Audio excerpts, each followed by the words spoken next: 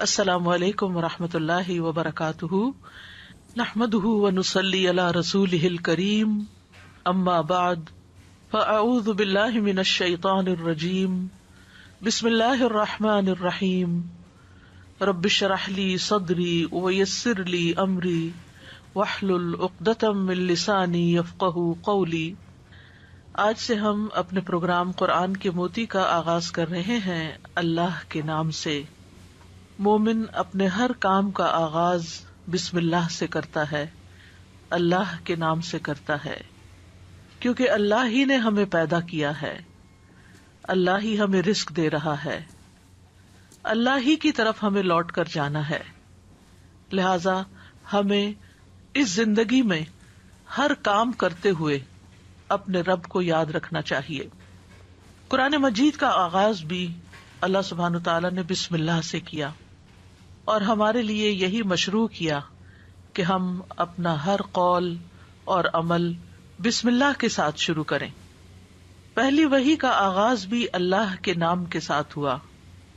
جبریل امین نے پہلی مرتبہ جب نبی صلی اللہ علیہ وسلم کو قرآن مجید کی پہلی آیت سکھائی تو فرمایا، اقرأ بسم ربک الذی خلق، اپنے رب کے نام سے پڑھ جس نے پیدا کیا۔ تو گویا عبادت ہو یا ہمارے دنیا کے کام ہوں، ان سب میں ہمیں اپنے رب کو یاد رکھنا ہے، اور اس کے بے شمار فائدے بھی ہیں۔ اللہ سبحانہ تعالیٰ کا نام بابرکت ہے، لہذا جب ہم اللہ کے نام سے کوئی کام شروع کرتے ہیں تو ہمارے کاموں میں برکت پیدا ہو جاتی ہے۔ قرآن مجید میں آتا ہے، تبارک اسم ربک ذو الجلال والاکرام، بہت بابرکت ہے تیرے رب کا نام جو بہت عظمت والا، اکرام والا ہے۔ جب ہم عبادت کرتے ہیں تو کہتے ہیں ایاک نعبد و ایاک نستعین، صرف تیری ہی ہم عبادت کرتے ہیں اور تجھی سے ہم مدد چاہتے ہیں، کیونکہ ہم کمزور ہیں، ہم اللہ کی عبادت کا حق ادا نہیں کر سکتے۔ اس لیے کوئی بھی کام جو عبادت کی نوعیت سے تعلق رکھتا ہو، یعنی خاص عبادات سے، ان کے آغاز میں بھی اللہ کا نام لینا چاہیے، کیونکہ اس سے اللہ کی مدد حاصل ہوتی ہے، اور پھر مزید نیک کاموں کی توفیق بھی ہوتی ہے۔ انسان برائی سے بچتا ہے، شیطان کے وار سے محفوظ رہتا ہے، کیونکہ اللہ تعالی کی مدد، توفیق اور سپورٹ انسان کو حاصل ہو جاتی ہے، اور انسان کے اندر کوئی فخر اور غرور نہیں آتا۔ وہ یہی سمجھتا ہے کہ جو بھی نیک کام میں کر رہا ہوں وہ اللہ کی مدد سے، اللہ کی توفیق سے ہی کر رہا ہوں، اس میں میرا اپنا کوئی کمال نہیں۔ وما توفیقی الا باللہ، نہیں مجھے توفیق مگر اللہ کے نام کے ساتھ ہی۔ پھر اسی طرح جب انسان بسم اللہ سے کام کا آغاز کرتا ہے تو انسان کو اخلاص نصیب ہوتا ہے، کیونکہ جب اللہ کا نام لیا تو اللہ کے نام کے ساتھ اللہ ہی کے لیے کام کرنا چاہیے، جو بھی کچھ ہم کریں۔ اور پھر اگر وہ کام صحیح ہے، عبادت کا ہے یا دنیاوی امور سے متعلق ہے، تو پھر ہماری نیت اور ہمارا قبلہ درست ہو جاتا ہے، انسان کو اخلاص نصیب ہو جاتا ہے۔ پھر اسی طرح یہ ہے کہ انسان جب اللہ کے نام کے ساتھ کوئی کام کرتا ہے تو اللہ کی نعمتوں کی یاد دہانی بھی ہوتی ہے۔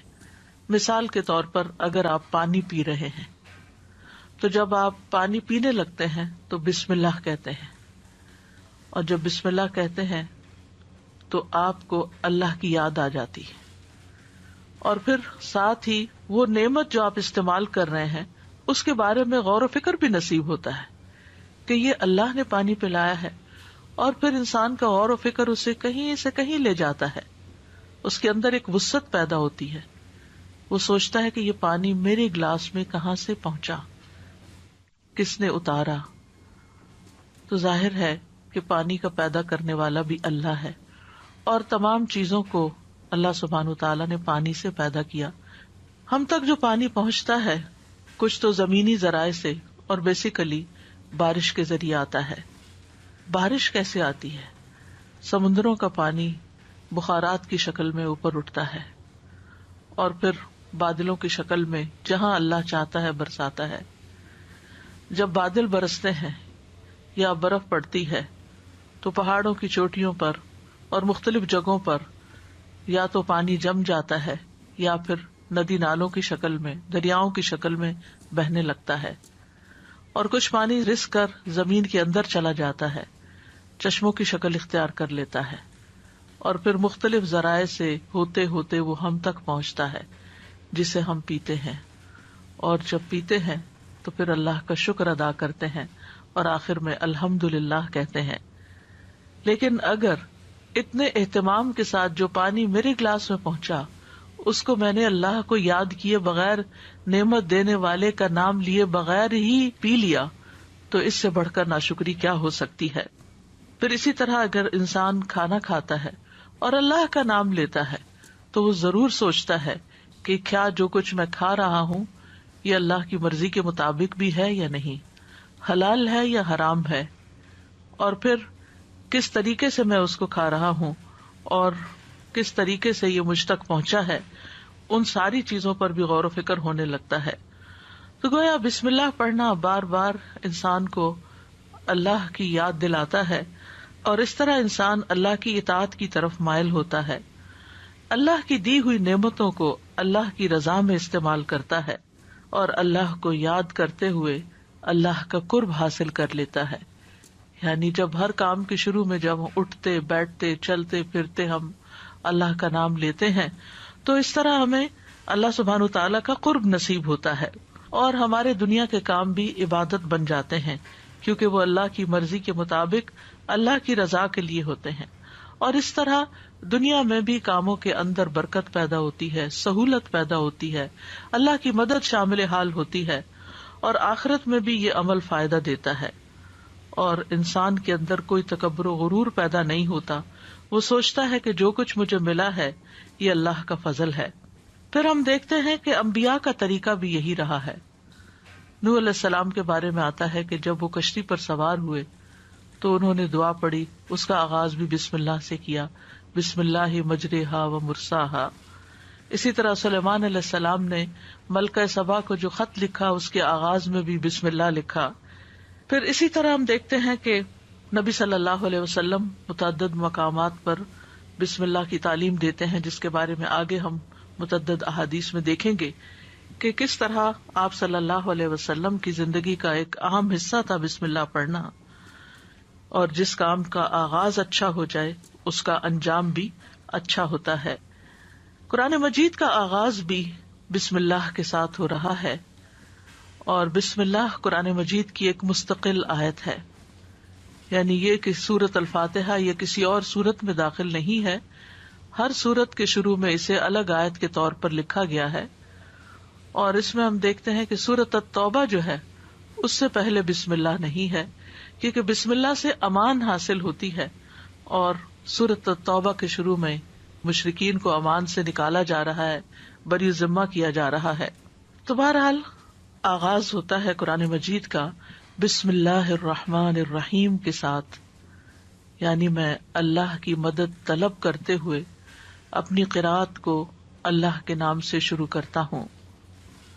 اور پھر اس میں اللہ سبحانہ وتعالیٰ کے نام اللہ کے علاوہ دو صفات کا ذکر ہے. الرحمن، ایسی ذات جس کی رحمت تمام مخلوق پر چھائی ہوئی ہے، اور الرحیم، ایسی ذات جو مومنوں پر آخرت میں بھی رحم فرمائے گی. جہاں تک لفظ اللہ کا تعلق ہے تو اس کو اسم الجلالہ بھی کہتے ہیں. اللہ کی اصل الالہ ہے، اور لغت عرب میں الہ 4 معنوں پر بولا گیا ہے. نمبر 1 المعبود، جس کی عبادت کی جائے. نمبر 2 الملجأ، جس کی پناہ لی جائے. نمبر 3 المفزوع الیہ، گھبراہٹ میں جس سے مدد حاصل کی جائے. نمبر 4 المحبوب، وہ محبوب جس کے ساتھ عظیم محبت ہو اور اس کے بارے میں عقلیں حیران ہو جائیں. تو اللہ کا لفظ اللہ سبحانہ وتعالیٰ کا اسم ذات ہے، یعنی ذاتی نام ہے، سب ناموں سے عظیم اور اعلیٰ ہے. اور یہ جلیل القدر نام اللہ سبحانہ وتعالیٰ کے جتنے بھی باقی نام ہیں وہ سب اسی نام کی طرف لوٹتے ہیں، یعنی وہ اللہ ہی کے نام اور اللہ ہی کی صفات ہیں. اور اس کو امام غزالی کہتے ہیں کہ یہ اللہ تعالیٰ کے ناموں میں سے سب سے زیادہ عظیم نام ہے، کیونکہ یہ اس ذات الہی پر دلالت کرتا ہے جو تمام صفات الہیہ کو جمع کرنے والی ہے، یہاں تک کہ کوئی بھی صفت اس سے جدا اور علیحدہ نہیں ہو سکتی. یعنی اللہ تعالیٰ کے جتنے بھی باقی اچھے اچھے نام ہیں وہ سب اللہ ہی کے نام ہیں. وَلِلَّهِ الْأَسْمَاءُ الْحُسْنَى، کہ اللہ ہی کے لیے ہیں اچھے اچھے نام.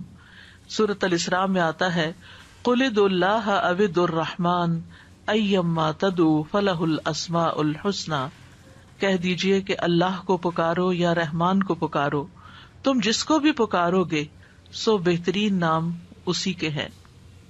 اسی طرح سورۃ الحشر میں آتا ہے هو اللہ الخالق البارئ المصور لہ الاسماء الحسنى، وہ اللہ ہی ہے جو خاکہ بنانے والا ہے، گھڑنے ڈھالنے والا ہے، صورت بنا دینے والا ہے. سب اچھے اچھے نام اسی کے ہیں.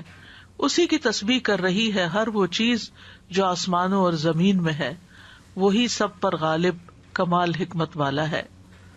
تو اس لیے بہت ضروری ہے کہ جب ہم بسم اللہ مختلف مقامات پر کہتے ہیں تو ہمیں اللہ کی پہچان بھی ہونی چاہیے.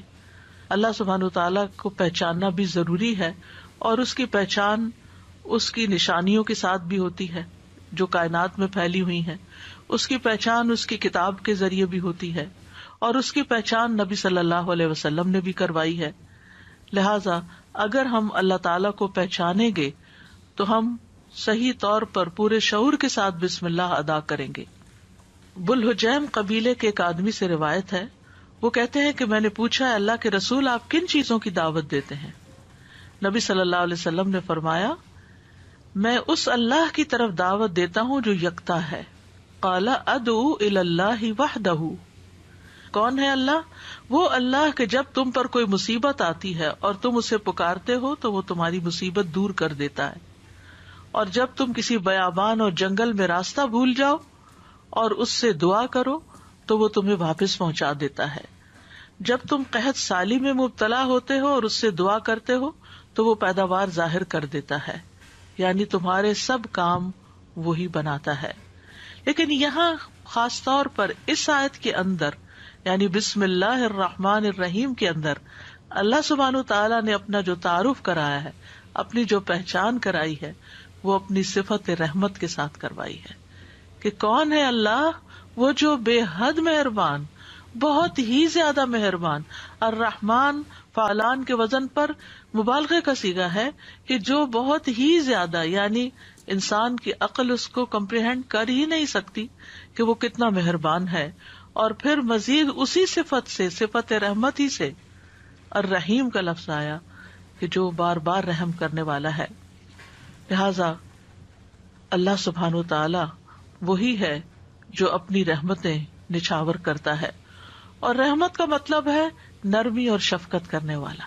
گویا اللہ سبحانہ تعالی کی صفات میں اللہ تعالیٰ کے اپنے بندوں کے ساتھ، اپنی مخلوق کے ساتھ معاملہ کرنے میں نرمی اور شفقت ہے. اور رحمان اور رحیم دونوں صفات اللہ ہی کی ہیں، دونوں نام اللہ ہی کے ہیں، لیکن دونوں میں تھوڑا فرق ہے. رحمان ایسی رحمت والا جس کی رحمت دنیا کی تمام مخلوقات کو اور آخرت میں مومنوں کو بھی شامل ہے، یعنی یہ رحمت عام ہے. اور اسی نام سے اللہ سبحانہ تعالیٰ نے اپنے آپ کی پہچان کروائی کہ الرحمن علی العرش استویٰ، وہ بے حد رحم فرمانے والا عرش پر بلند ہوا. اور رحیم سے مراد ایسی رحمت والا کہ جو قیامت کے دن صرف مومنوں کے لیے ہوگی. اور ہم جانتے ہیں کہ اللہ سبحانہ تعالیٰ کی رحمت کے 100 حصے ہیں، جس میں سے صرف ایک حصہ دنیا میں اتارا ہے، باقی اللہ سبحانہ تعالیٰ نے آخرت کے لیے، یعنی اس کی باقی رحمتیں 99 جو ہیں وہ آخرت کے لیے ہیں، جس کی بنا پر وہ بندوں کی بخشش فرمائے گا. یہاں دونوں ناموں کو اکٹھا کیوں کیا گیا ہے؟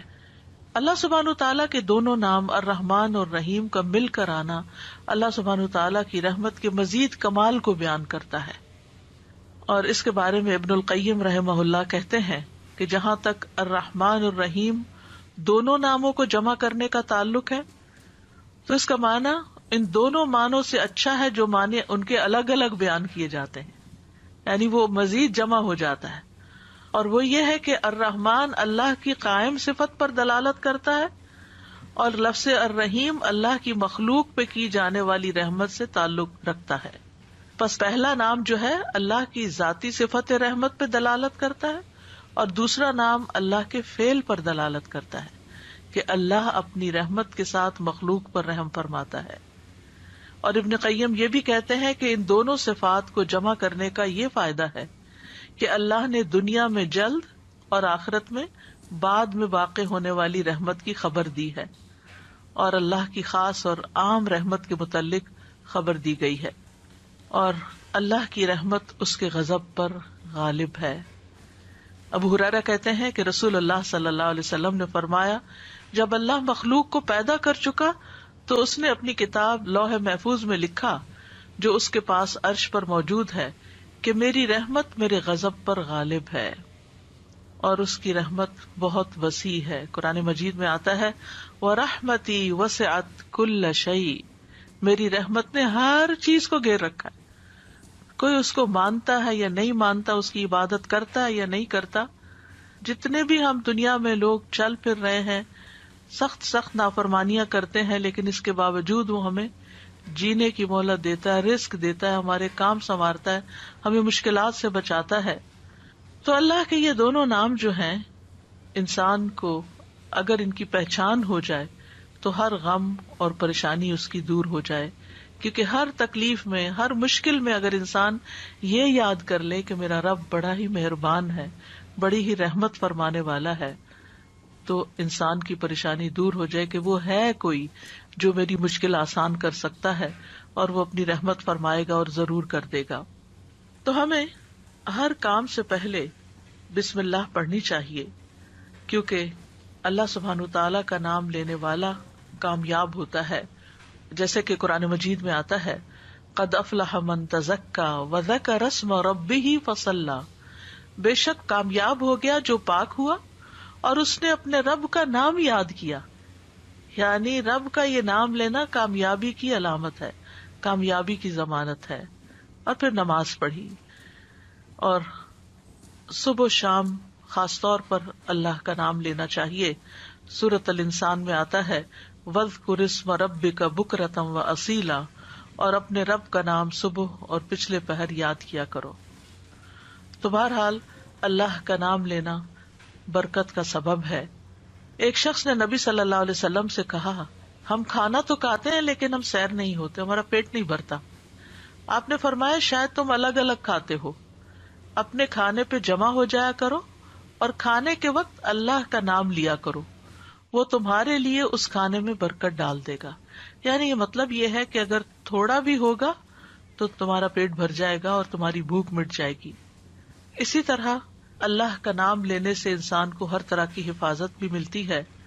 جابر بن عبداللہ سے مروی ہے کہ رسول اللہ صلی اللہ علیہ وسلم نے فرمایا، جب رات کا آغاز ہو یا جب شام ہو جائے تو اپنے بچوں کو روک لو، گھر سے باہر نہ نکلنے دو، کیونکہ اس وقت شیاطین پھیل جاتے ہیں. پھر جب رات کی ایک گھڑی گزر جائے تو انہیں چھوڑ دو اور دروازے بند کر لو. اس وقت اللہ کا نام لو، کیونکہ شیطان بند دروازے نہیں کھول سکتا. اللہ کا نام لے کر اپنے مشکیزوں کا منہ باندھو، اللہ کا نام لے کر اپنے برتنوں کو ڈھک دو، خواہ کسی چیز کو چوڑائی میں رکھ کر ہی اس کو ڈھکو، اور اپنے چراغ سونے سے پہلے بجھا دیا کرو. تو اس سے کیا پتہ چلتا ہے کہ رات کو آخری کام جو کر رہا ہوتا ہے انسان، چاہے کیسی تھکاوٹ کیوں نہ ہو، یہ کام وہ ہیں جو تقریباً سب لوگ کرتے ہیں. تو ان سب چیزوں پر بھی بسم اللہ پڑھنی چاہیے، اس وقت بھی اللہ کا نام لینا چاہیے. پھر اسی طرح اللہ کا نام لینے سے انسان اچانک پہنچنے والی مصیبت سے بھی محفوظ رہتا ہے. عثمان بن عفان کہتے ہیں، میں نے رسول اللہ صلی اللہ علیہ وسلم سے سنا، آپ فرماتے تھے، جس نے شام کو 3 بار یہ دعا پڑھ لی اسے صبح تک کوئی اچانک مصیبت نہیں آئے گی، کوئی اچانک مصیبت نہیں آئے گی. یعنی اس کا مطلب نہیں کہ دوسری آ جائے گی، یعنی ایک دم کسی قسم کی پریشانی اس کو لاحق نہیں ہوگی.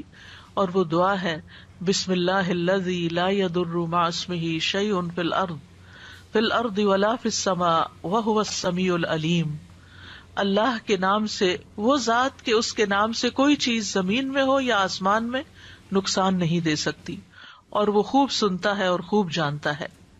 اور جس نے صبح کے وقت یہ دعا پڑھ لی اسے شام تک کوئی اچانک مصیبت نہیں آئے گی، اور جب شام کو کوئی پڑھ لے تو صبح تک اس کو پریشانی نہیں ہوگی.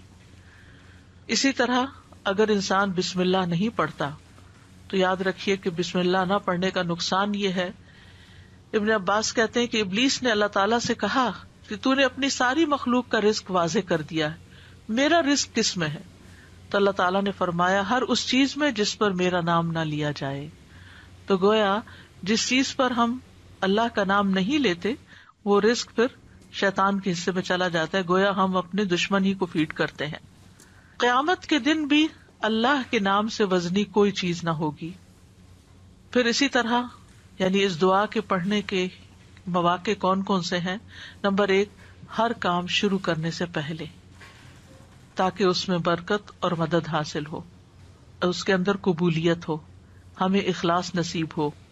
پھر خاص طور پر کھانا کھانے سے پہلے حضرت عائشہ کہتی ہیں کہ رسول اللہ صلی اللہ علیہ وسلم نے فرمایا جب تم میں سے کوئی کھانا کھانے لگے تو چاہیے کہ اللہ تعالیٰ کا نام لے، پھر اگر شروع میں اللہ تعالیٰ کا نام لینا بھول جائے تو چاہیے کہ یوں کہے بسم اللہ اولہ و آخرہ، اللہ کے نام سے اس کھانے کے شروع میں اور آخر میں بھی. پھر اسی طرح لباس اتارتے وقت بسم اللہ پڑھنی چاہیے. انس رضی اللہ عنہ سے روایت ہے کہ نبی صلی اللہ علیہ وسلم نے فرمایا جنوں کی آنکھوں اور بنی آدم کی شرمگاہوں کا پردہ یہ ہے کہ جب ان میں سے کوئی اپنے کپڑے اتارے تو بسم اللہ پڑھ لے، یعنی اتارنے سے پہلے پڑھ لے، تو جن اور شیاطین کی نظر نہیں لگتی. اسی طرح جب آپ بچوں کو کپڑے تبدیل کروا رہے ہوں تو اس وقت بھی بسم اللہ پڑھ لیں. اسی طرح بیت الخلاء جاتے وقت یعنی اندر پاؤں رکھنے سے پہلے بسم اللہ پڑھ کے دروازہ کھولیں. حضرت علی رضی اللہ عنہ روایت کرتے ہیں، کہتے ہیں کہ رسول اللہ صلی اللہ علیہ وسلم نے فرمایا جنوں کی آنکھوں اور بنی آدم کی شرمگاہوں کا پردہ یہ ہے کہ جب ان میں سے کوئی بیت الخلاء جائے تو بسم اللہ پڑھ لے، کیونکہ جب انسان ننگا ہوتا ہے تو حفاظت کے فرشتے اسے دور چلے جاتے ہیں. تو اس وقت حفاظت پھر کس سے حاصل ہوگی؟ جب آپ واش روم میں جانے سے پہلے بسم اللہ پڑھ کے پھر داخل ہوں گے. اسی طرح وضو سے پہلے ابو ہریرہ کہتے ہیں کہ رسول اللہ صلی اللہ علیہ وسلم نے فرمایا لا صلاۃ لمن لا وضوء له ولا وضوء لمن لم يذكر اسم اللہ تعالی علیہ، کہ جس کا وضو نہیں اس کی نماز نہیں، اور جو شخص وضو کے شروع میں اللہ تعالیٰ کا نام نہ لے اس کا وضو نہیں. اب یہاں پر بعض لوگوں کو یہ پریشانی ہوتی ہے کہ ہم واش روم میں کھڑے ہوتے ہیں، وہیں سنک ہے، وہیں کموڈ ہے، تو پھر ہم بسم اللہ کس طرح پڑھیں؟ اس کے ایک تو یہ ہے کہ جب آپ وضو کی نیت سے جا رہے ہیں تو اندر داخل ہونے سے پہلے ہی پڑھ لیں اور جا کے ٹیپ کھول لیں اور اپنا وضو شروع کر دیں. دوسرا یہ ہے کہ آپ دل میں پڑھ لیں، لیکن اگر کوئی بھول گیا ہے تو جس وقت یاد آئے یعنی وضو کے دوران اس وقت بھی پڑھ سکتا ہے. پھر اسی طرح پڑھنا ہی بھول گیا تو اس کا کیا مطلب وضو ہوا ہی نہیں سرے سے، یا پھر یہ کہ اس کی اگر وضو نہیں ہوا تو کیا نماز ہی نہیں ہوئی؟ نہیں، اس کا مطلب یہ کہ اس کا وضو کامل نہیں ہوا. یہاں علماء نے اس کا مطلب یہ کیا ہے کہ اس کے وضو میں نقص رہ گیا. وضو ہو جائے گا، نماز ہو جائے گی، لیکن وہ جو برکت حاصل ہونی تھی یا زیادہ ثواب ملنا تھا اس سے انسان محروم ہو جاتا ہے. پھر اسی طرح یہ ہے کہ قرآن مجید کی قرأت سے پہلے بسم اللہ پڑھنی چاہیے. قتادہ سے روایت ہے، وہ کہتے ہیں کہ انس رضی اللہ عنہ سے سوال کیا گیا کہ نبی صلی اللہ علیہ وسلم کی قرأت کیسی تھی، تو انہوں نے بیان کیا کہ آپ صلی اللہ علیہ وسلم کھینچ کر پڑھتے تھے.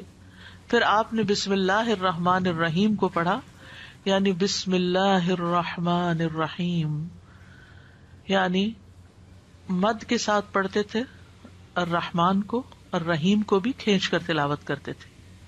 پھر اسی طرح کھانا کھانے سے پہلے بھی عمر بن ابی سلمہ رضی اللہ عنہ کہتے ہیں میں بچہ تھا اور رسول اللہ صلی اللہ علیہ وسلم کی پرورش میں تھا. عمر بن ابی سلمہ جو ہیں یہ ابو سلمہ رضی اللہ عنہ کے بیٹے ہیں، ام سلمہ کے بھی بیٹے ہیں. ام سلمہ کی جب شادی ہوئی تو یہ نبی صلی اللہ علیہ وسلم کے گھر میں بچے آ گئے، یعنی آپ کے ربیب تھے اور آپ کی پرورش میں تھے. تو وہ کہتے ہیں کہ کھانا کھاتے وقت میرا ہاتھ برتن میں چاروں طرف گھوما کرتا ہے جیسے بچے عام طور پر کرتے ہیں. تو رسول اللہ صلی اللہ علیہ وسلم نے مجھ سے فرمایا، اے لڑکے بسم اللہ پڑھ لیا کرو اور دائیں ہاتھ سے کھایا کرو، اور برتن میں وہاں سے کھایا کرو جو جگہ تم سے نزدیک ہو، یعنی اپنے سامنے سے کھاؤ. وہ کہتے ہیں کہ چنانچہ اس کے بعد میں ہمیشہ اسی ہدایت کے مطابق کھاتا رہا. تو یہ ٹیبل مینرز ہیں، کھانا کھانے کے آداب ہیں، اور اس میں نہ صرف یہ کہ بڑوں کو اس کا اہتمام کرنا چاہیے بلکہ بچوں کو بھی سکھانا چاہیے. پھر اسی طرح گھر میں داخل ہوتے وقت بسم اللہ پڑھ کر داخل ہوں. جابر رضی اللہ عنہ سے روایت ہے، وہ کہتے ہیں کہ میں نے رسول اللہ صلی اللہ علیہ وسلم کو فرماتے ہوئے سنا، جب آدمی اپنے گھر میں داخل ہوتا ہے تو وہ داخل ہوتے وقت اور کھانا کھاتے وقت اللہ کا نام لیتا ہے تو شیطان کہتا ہے کہ آج تمہارے لیے اس گھر میں نہ رات گزارنے کی جگہ ہے اور نہ ہی رات کا کھانا ہے. اور اگر وہ داخل ہوا لیکن اپنے داخل ہوتے ہوئے اللہ کا نام نہ لیا تو کہتا ہے تم نے رات گزارنے کی جگہ پا لی. اور اگر اپنے کھانا کھانے کے وقت اللہ کا نام بھی نہ لے انسان تو شیطان کہتا ہے تم نے رات گزارنے کی جگہ اور رات کا کھانا پا لیا، یعنی ہماری چیزوں میں پھر اس کی شراکت ہو جاتی ہے. اب دیکھیں کہ بہت سارے مسائل اور بہت ساری بیماریاں عام ہو چکی ہیں جن کی بعض اوقات تشخیص بھی نہیں ہو پاتی، اور پھر ہم بعض اوقات یہ سمجھتے ہیں کہ شاید جادو ہو گیا ہے یا پھر یہ کوئی نظر لگ گئی ہے. لیکن اگر ہم ان آداب کا خیال رکھیں تو انشاءاللہ شیطان جو ہمارا دشمن ہے اس کے شر سے محفوظ رہیں گے.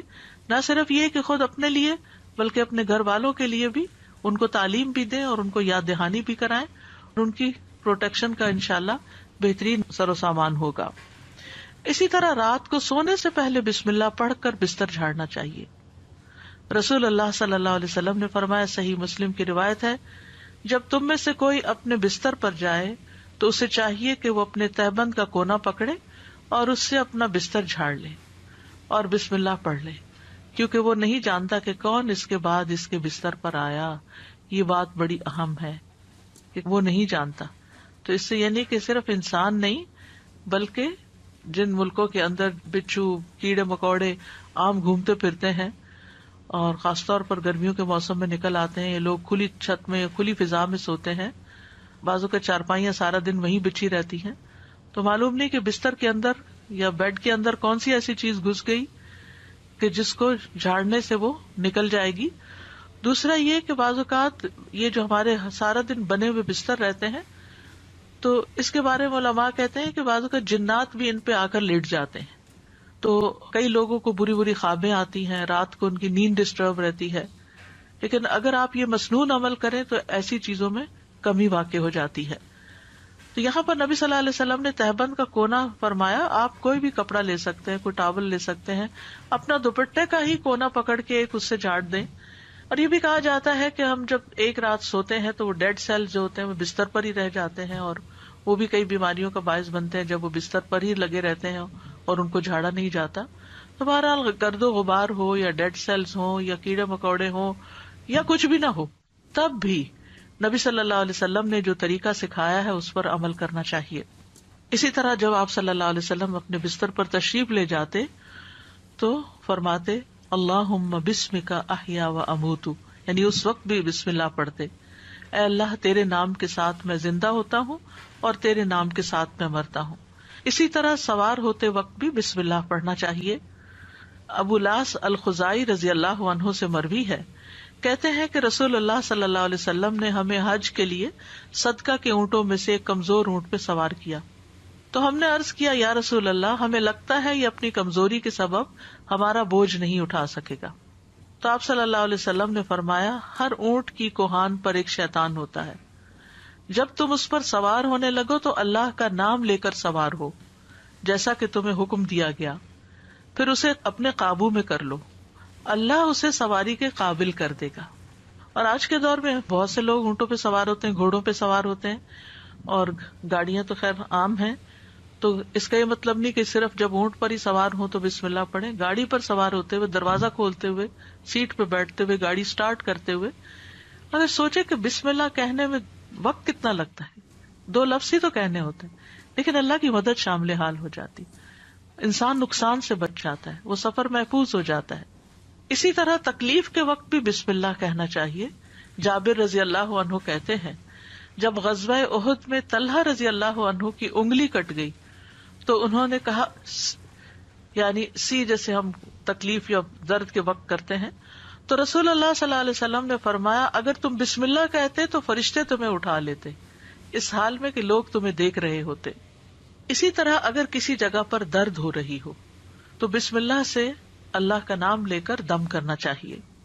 صحیح مسلم میں آتا ہے، عثمان بن ابو العاص ثقفی رضی اللہ عنہ سے روایت ہے کہ انہوں نے رسول اللہ صلی اللہ علیہ وسلم سے درد کی شکایت کی جسے وہ اپنے جسم میں محسوس کیا کرتے تھے جب سے وہ مسلمان ہوئے، تو رسول اللہ صلی اللہ علیہ وسلم نے ان سے فرمایا اپنا ہاتھ اس جگہ رکھو جہاں تم اپنے جسم سے درد محسوس کرتے ہو اور 3 بار بسم اللہ کہو۔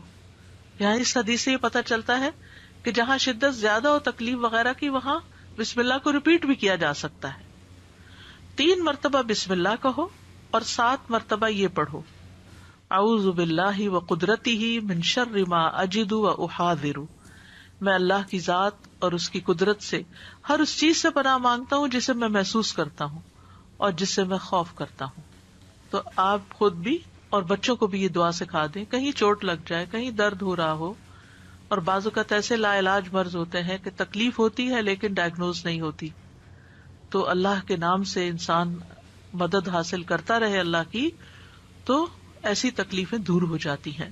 اور پورے یقین کے ساتھ یہ کرنا چاہیے، اور وہ تمام چیزیں جو نبی صلی اللہ علیہ وسلم نے سکھائی وہ سنت زندہ بھی کرنی چاہیے، اور یہ یقین رکھتے ہوئے کہ یہ سب کچھ وحی کے ذریعے آپ کو بتایا گیا تھا، یعنی آپ نے اپنی خواہش نفس سے یہ باتیں نہیں سکھائیں یا کوئی تیر تکے سے نہیں بتائیں، بلکہ آپ کو سکھائی گئی تھی۔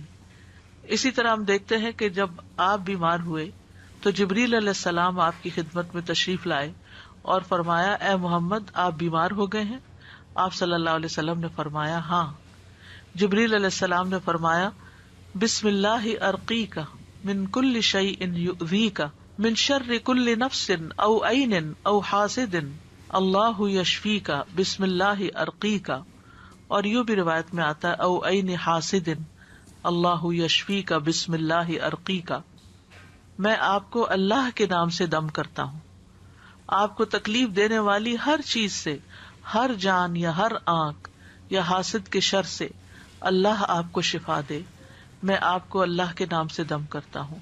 تو اس میں آپ دیکھیے کہ ہر تکلیف دینے والی چیز سے، بعض اوقات انسان کھانا ہی ایسا کھا لیتا ہے کہ جس سے بیمار پڑ جاتا ہے، یا کوئی ایسا خواب دیکھ لیتا ہے کہ جس کو پریشان کرتا ہے، اسٹریس میں ڈال دیتا ہے اور اس سے انسان بیمار ہو جاتا ہے، یا اسی طرح بعض لوگوں کی نظر لگ جاتی ہے، بعض لوگوں کا حسد ہوتا ہے۔ تو ان سب بیماریوں کو جو ہم جانتے ہیں اور جن کی روٹ کاز ہمیں معلوم ہی نہیں، ان سب کے لیے بھی بہترین دم ہے جو جبریل علیہ السلام نے خود نبی صلی اللہ علیہ وسلم پر کیا۔ تو اس لیے ان چھوٹی چھوٹی دعاؤں کو ہمیں یاد کر لینا چاہیے۔ اگر یاد کرنے میں مشکل ہوتی ہے، بعض لوگوں کا حافظہ کمزور ہوتا ہے، تو پھر یہ رقیہ آپ لکھ کے بھی اپنے پاس رکھ سکتے ہیں اور اپنے گھر والوں کو، اپنے پیاروں کو خود دم کر سکتے ہیں۔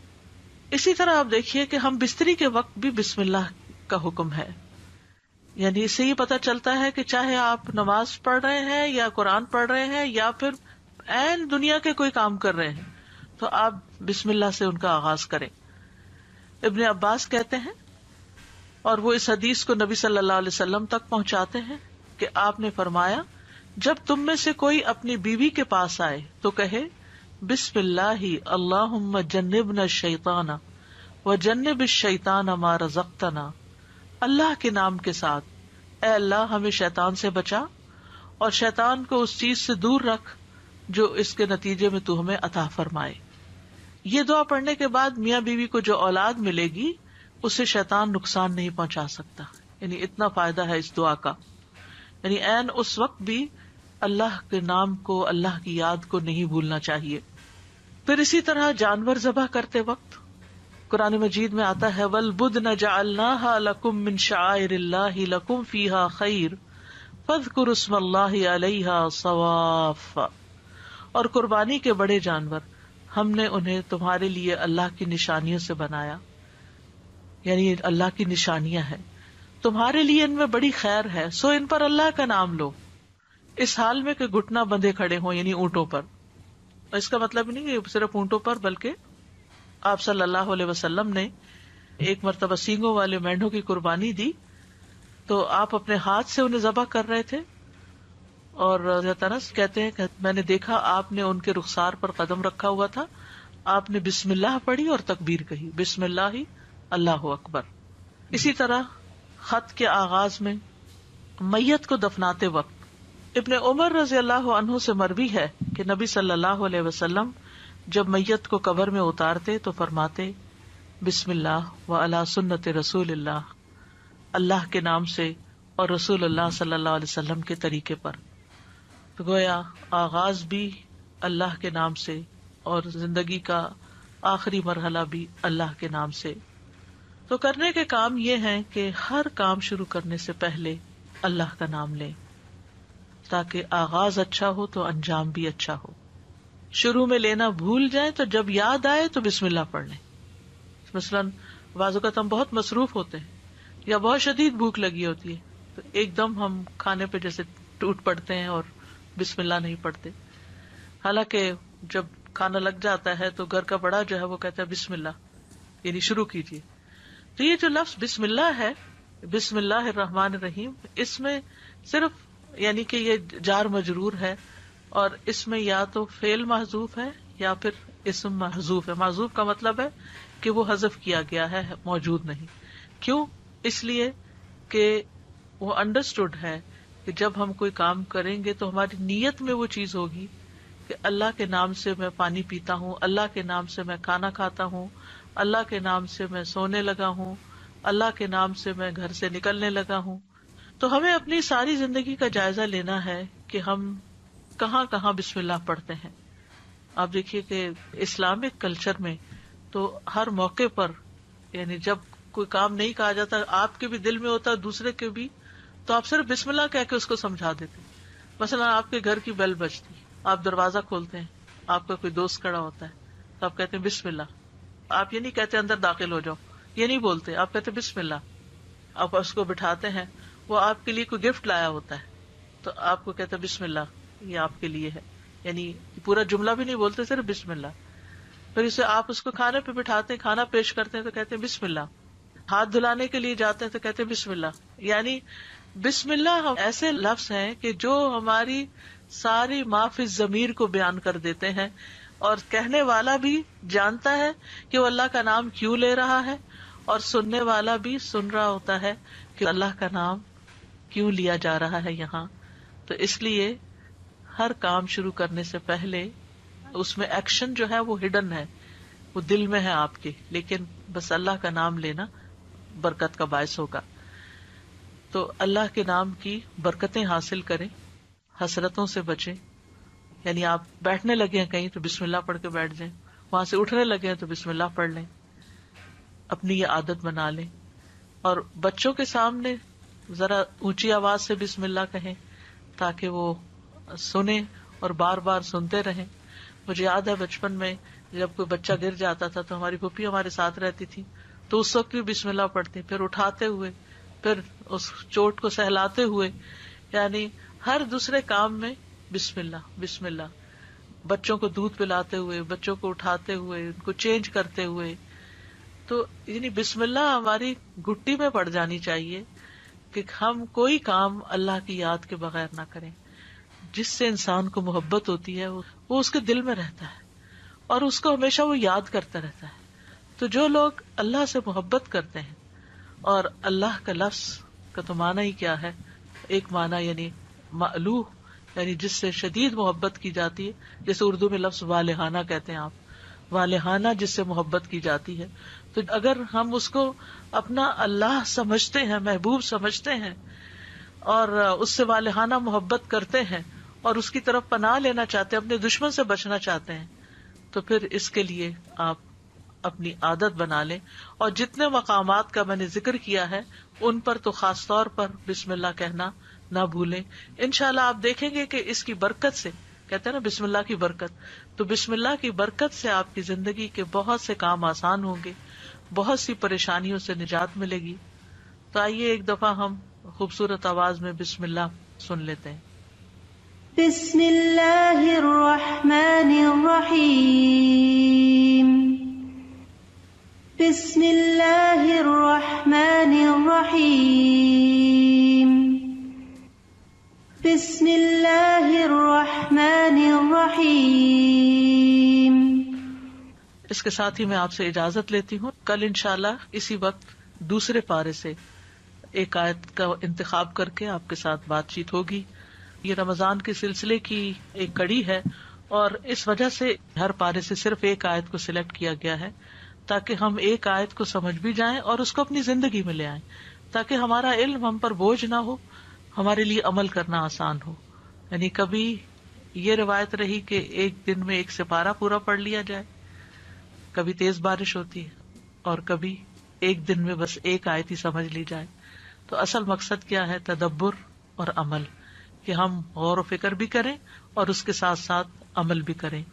وآخر دعوانا ان الحمد للہ رب العالمین. سبحانک اللہم و بحمدک، اشہد ان لا الہ الا انت، استغفرک و اتوب الیک. السلام علیکم و رحمۃ اللہ وبرکاتہ.